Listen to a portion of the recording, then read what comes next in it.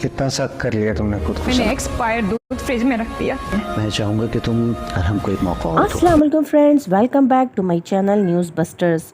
Friends, हसरत की आज की एपिसोड में हम देखेंगे कि फबीहा की मां जब ये देखेगी कि फबीहा के बार बार फ़ोन करने पर भी अरहम उससे बात नहीं कर रहा है, तो वो अरहम को समझाने के लिए खुद उसको फ़ोन करेंगी और अरहम से कहेंगी और उसे समझाएंगी कि गलतियां सबसे ही हो जाती हैं। फबीहा से भी हो गई, लेकिन अब अपनी होने वाली औलाद की खातिर इन झगड़ों को ख़त्म कर दो। जिस पर अरहम कहेगा, आंटी अगर आप ये चाहती हैं कि ये रिश्ता बचा रहे तो उसे अभी अपने पास ही रखें, क्योंकि फ़िलहाल मैं उससे अभी दूर रहना चाहता हूँ। हो सकता है कि मैं अपने बच्चे की शक्ल देखकर उसकी तमाम खताएं भूल जाऊं। दूसरी तरफ सनाया ने भी अपने दिल को अरहम के लिए सख्त कर लिया है। वो जितना उसके करीब आने की कोशिश कर रहा है, सनाया उसे उतना ही इग्नोर कर रही है। जिस पर अरहम उससे कहेगा, मत करो इतनी नफरत सनाया। जिस पर सनाया कहेगी, ये नफरत नहीं दिखावा है अरहम, जो मैं अपने बच्चों को खुश करने के लिए कर रही हूँ। जिस पर अरहम कहेगा, कितना सख्त कर लिया है तुमने अपने आप को सनाया, कि मेरी बार बार माफ़ी मांगने पर भी तुम मुझको माफ़ नहीं कर रही हो।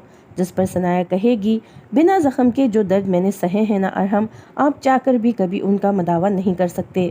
अरहम, जो कि सनाया के इस रवैये से टूट कर रह गया है, कहेगा कि कोई मुझे मारे या ना मारे, लेकिन ये तन्हाई ज़रूर मुझे मार देगी।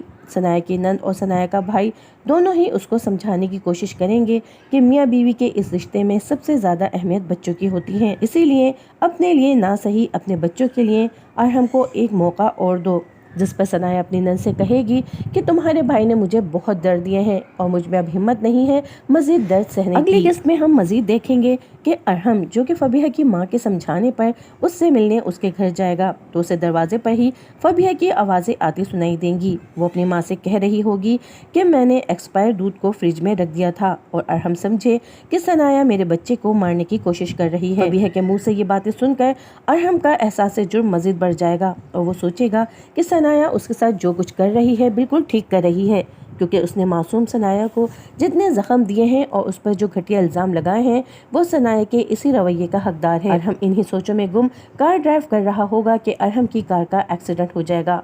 इत्तेफाकन अरहम का जहाँ पर एक्सीडेंट होगा, फरहीन का शौहर हमजा भी वहीं मौजूद होगा।